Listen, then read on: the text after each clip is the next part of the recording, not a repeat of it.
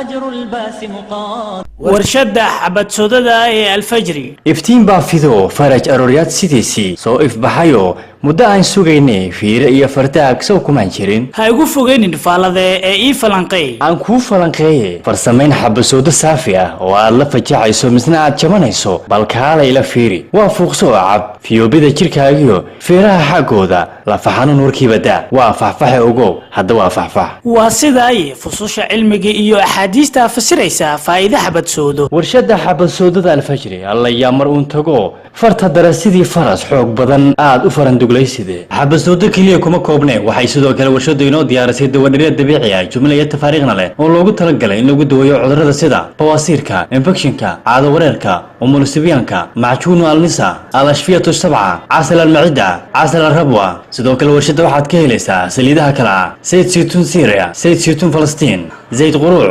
baana alfiya saliidda nafradna saabuun xabasoodo saabuun alkarkam saabuun malab sidoo kale warshada waxaad ka helaysaa kaniiniyada labeeg iyo mintaliin oo u roon dhabar xanuunka iyo lafa xanuunka aadna ku raysan doonto insha allah wixii faahfaahin ah oo intaa dheeraada fadlan kala xiriir telefoonada iyo ciwaanada shaashada kaaga muuqda